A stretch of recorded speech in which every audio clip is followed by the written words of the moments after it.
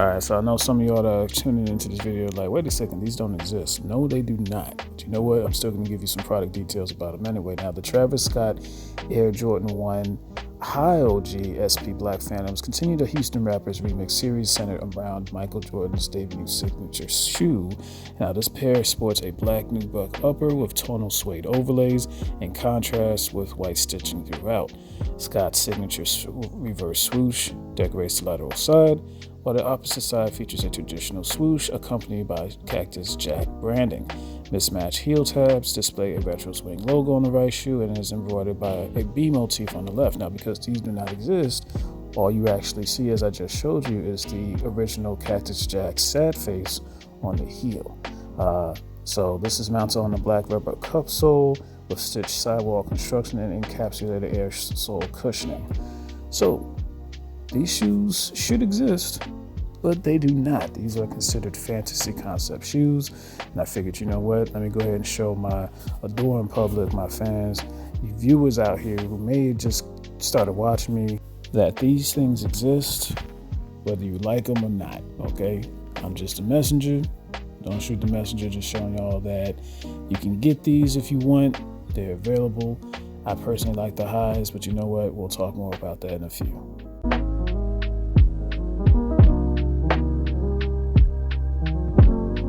All right, so as you saw, we already got the on foot out the way, so let's get into the shoe itself here. Now, looking at the overall type of box here, not really much to show. Nice casing around the actual box itself. Let's get the tabs out of here.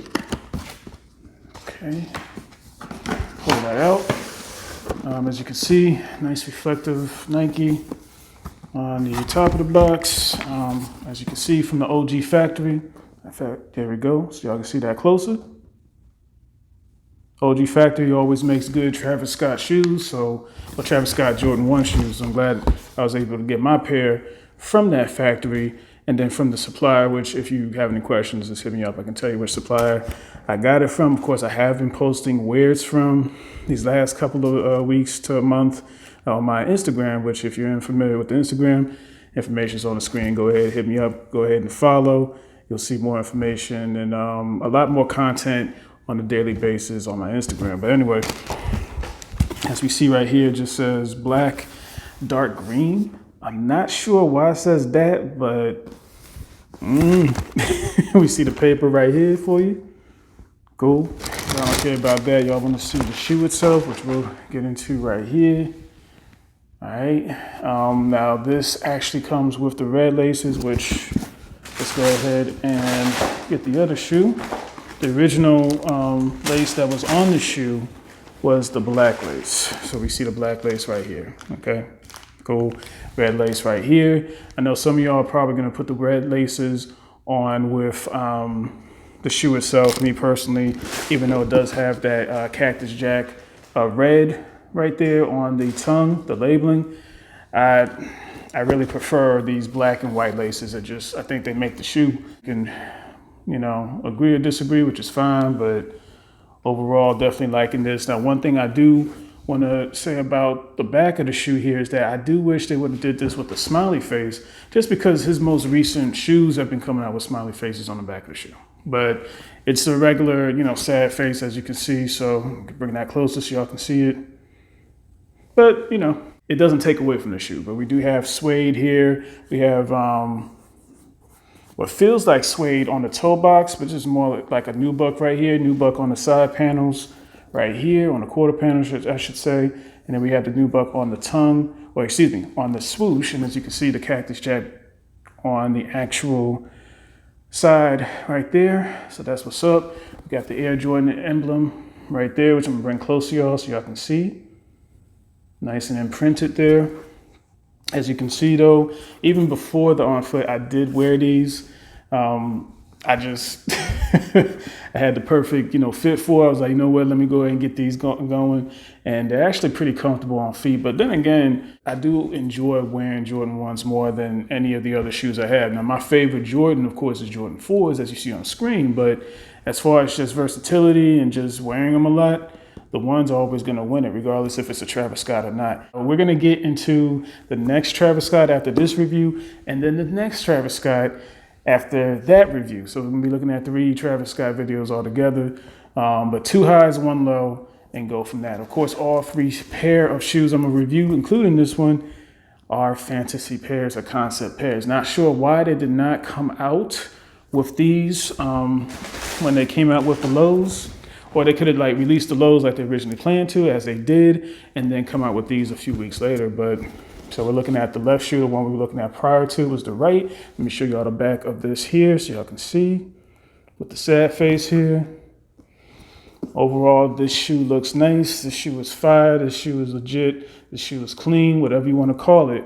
But I definitely recommend getting your pair for these so you have your low, you have your high.